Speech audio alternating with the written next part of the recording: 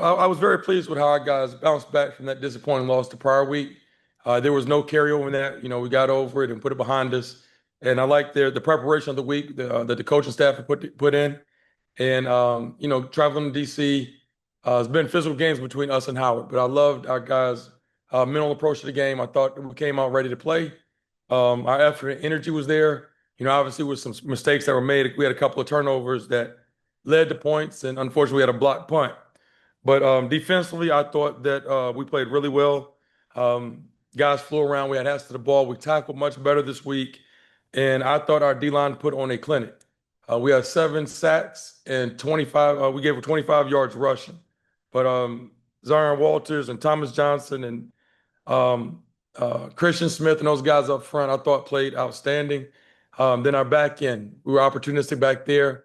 I thought we did a great job with our pass defense, and then offensively, Mosley went down with a minor injury. He'll be fine, but I wanted to kind of rest him and let AJ Rogers get some carries. And I thought AJ had a great day, over 100 yards rushing. And then obviously, our receiver play was outstanding. We knew we were going to play a lot of man-to-man, and we had to win on the outside. And Chauncey Spikes put on a show. And it was an unbelievable type day and type performance he had. And Walker got the yards and credit for it, but I think I could have thrown some of those balls, man. Just throw it over there in the area code, and Chauncey was gonna come down with it. But overall, great team win. We had a lot of support from our alumni up there. The DC Metro chapter up there in Washington D.C. Came out and supported us, and we had a great crowd. So excited about the win and happy to get back in Durham. First question, Coach, you talked about the block punt and the defense and how well they played. I want to go to that point in the game. Howard gets the block punt, but the defense played so well they didn't allow that score. Can you talk about how important that was? And it was late in the game where most teams probably like, well, we can see the score here or there. Let's talk about what that means and what that looked like from your standpoint. When the defense name is called, they gotta come out and play. And we unfortunately we had up to 2 turnovers in our own territory. But we work on situations all the time, whether it's red zone or backed up, whatever the case may be. And although they had the ball inside the 10, it does not mean that we have to give up points. Obviously, they're in field goal range, so at least if we can hold them to a field goal, that's a win for us. But for us to win that possession, them coming away with no points, that's a testament to our guys. And they were playing with something on their mind. They had a chip on their shoulder. And that was really good to see. We are getting better. Although it's week 9 or whatever week it is, we can still improve, and I'm still seeing improvement. What's going on, Coach? How are you doing today? I'm well, Lawrence. How are you? I'm good. I just want to talk a little bit about Chauncey. 3 touchdowns over the last 2 weeks.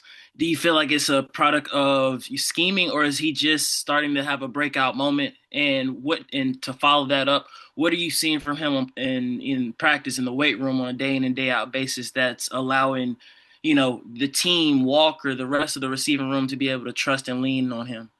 What you all saw Saturday is what I see every day. He works hard he makes the tough contested catches in practice. He works really hard in the weight room.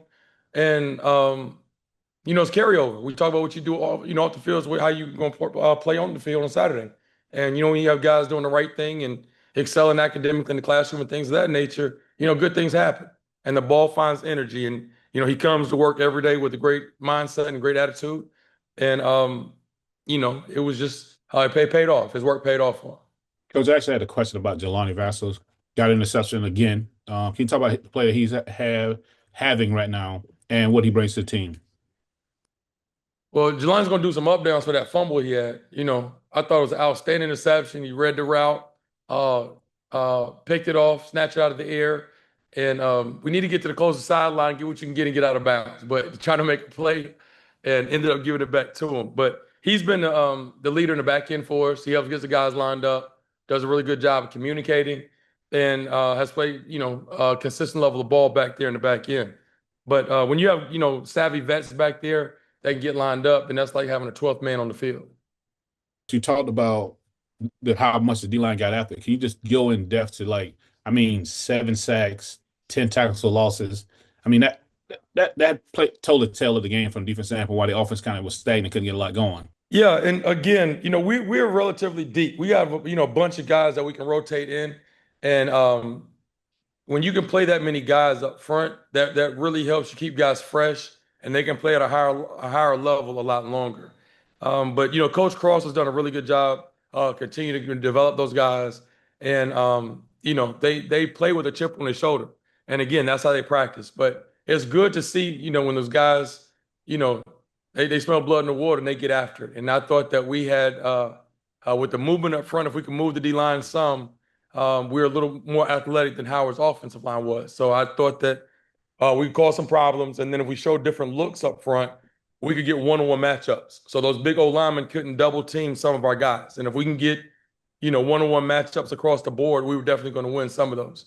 And obviously, our guys won those matchups.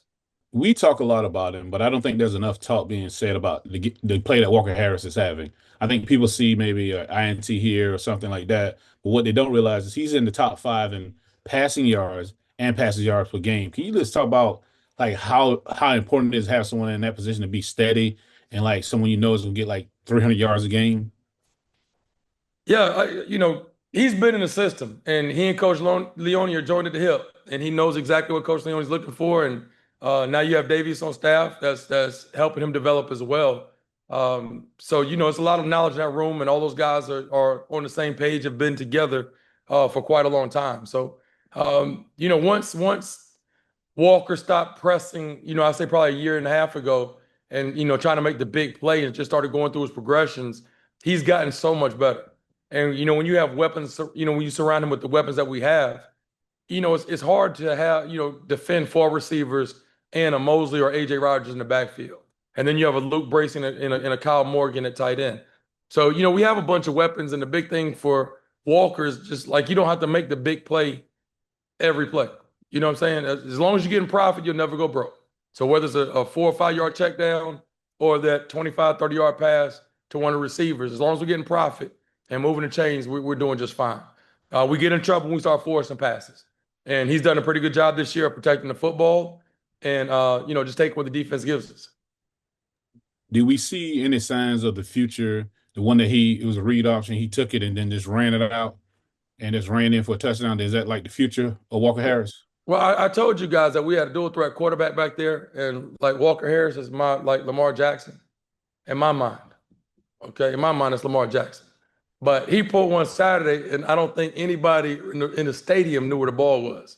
And he came trotting on down the sidelines, got us about 13, 14 yards, got out of bounds. And then he broke another one for a touchdown. So Walker's my new dual threat quarterback. Sounds good. Sounds good. I'm going to try to say that without a smile next time. Coach, also, obviously you had to block punt this weekend, but besides that, special teams, Brandon seemed to be punting the ball pretty well for us, get the ball inside the 20 as needed, and Caleb's doing a good job with kickoffs. Yes, Brandon, I mean, he's been hitting the ball pretty good. He really has, and placing it, towards the numbers and the boundary so returners don't have the whole field to work with. And he's been a bright spot. And both of our kickers have done really, really well. Caleb has done an outstanding job. And I say it again, when you kick the ball out of the end zone on kickoffs, it helps your coverage team out tremendously. When guys kicking the ball to the 5 yard line and the returners get a chance to return every one, that's when you give up some plays. But and then obviously on his field goals and PATs, he's been outstanding. And obviously the ones that don't get any credit at all are our long snappers. So obviously for them to have a good punt, you got to have a good snap. If you have a good kick at that, all starts with the snap. So those 4 guys together have done an outstanding job. And that's such a huge part of the game that people forget about. But field position is key. And obviously, points are so important in this game. So whether it's a point after or a field goal, we have to be perfect at those. So looking ahead, Norfolk State, what have you seen on film about Norfolk State? What are you looking for them to come in here, run the ball, throw the ball more, a little bit of both? We've mixed stuff up a little bit defensively over the last probably week. So I think they're probably going to come in and feel us out a little bit. They have some explosive receivers. They have 3 really good receivers. This is probably the best receiving core we've seen thus far. I'm very impressed with these guys.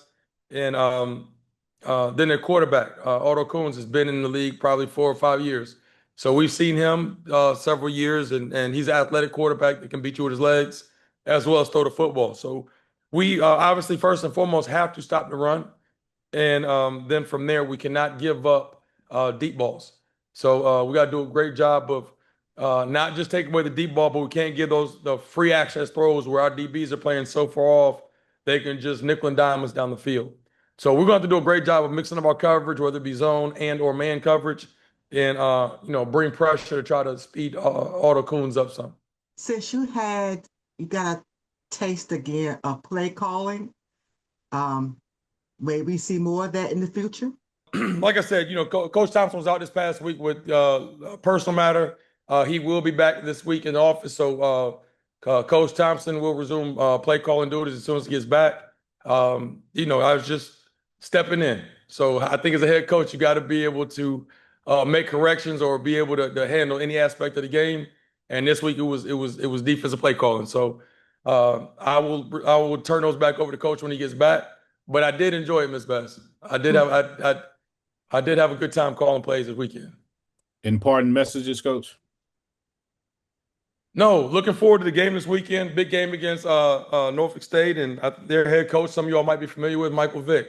But big weekend. We have high school day here, and it's our culture over scheme game. So looking forward to having the fans pack the house this weekend and watch us have a great performance. All right, Chauncey, thank you for joining us this afternoon, excuse me. Yeah. Your first question comes from Lawrence Davis. Lawrence. I just want to talk a little bit about your last 2 weeks, 3 touchdowns. The game seems like it's really slowing down for you. I mean, I know you've been productive before, but right now it seems like you're really at a peak.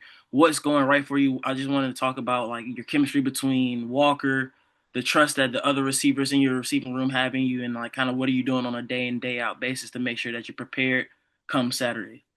Yeah, I think it starts with preparing every day. It's not a new thing. These last 2 weeks, nothing's changed really with my preparation. I think keeping the main thing, trying to get better every day.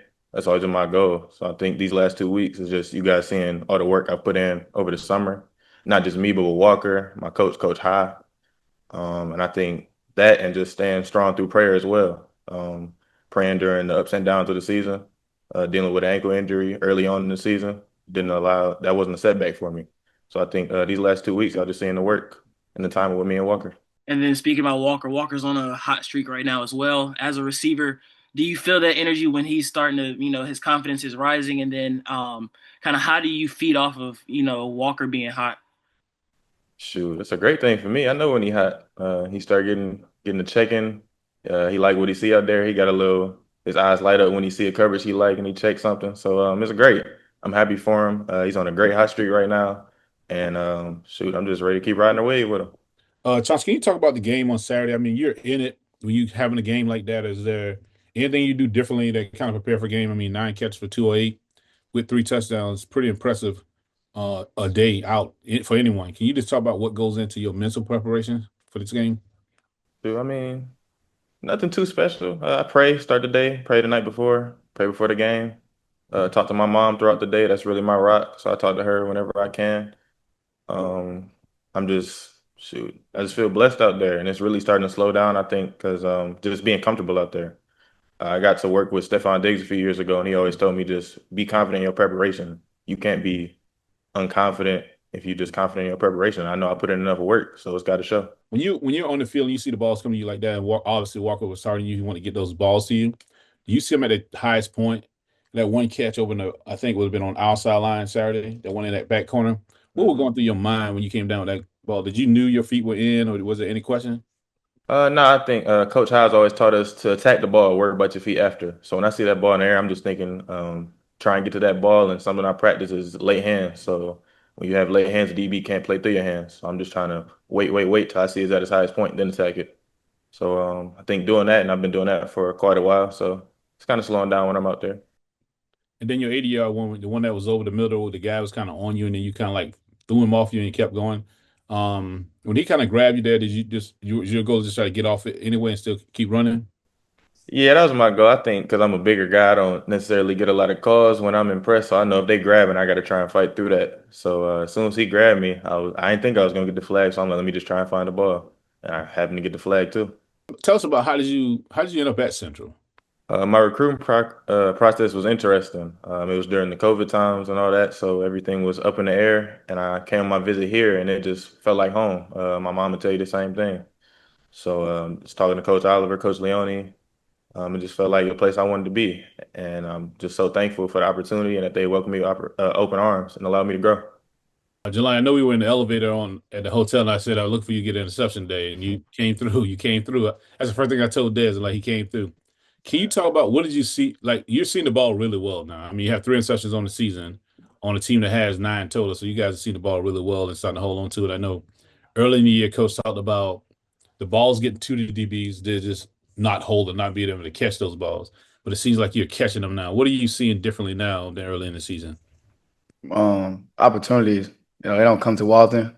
So you got to just capitalize on your opportunities when the ball comes to you. So we dropped a lot of them. Like we probably led the country in drop picks, and Coach Thompson always got on us for that. And lately, we just been tracking the ball very well, catching the ball before we even think about making any decisions, and just creating turnovers for the team. When you get an interception, the first thing coming to your mind obviously probably is to try to score or get team's best opportunities to probably score. On the opposite, sadly, on the one Saturday, you kind of coach. You just talked to coach about it, and you had that one fumble because I think a guy came over behind you and knocked the ball out. When that happens, how does that does you still energize or does it deflate you a little bit?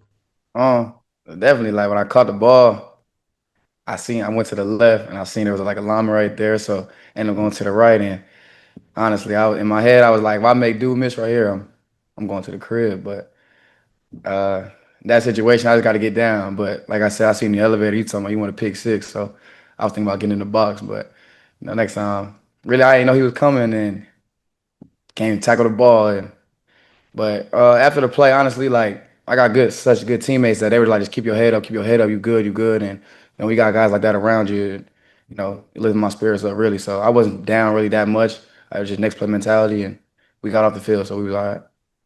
Can you talking about the guys on the defense? The defense is playing really good football. I mean, this past game, we just spoke about it. Held Howard to 25 yards rushing, while also getting out the quarter pretty good. I think we had 9 sacks in the game. We had quite a few sacks in the game and a couple of tackle for losses. Can you just talk about how everybody's like after the ball and trying to stop the ball at point of attack?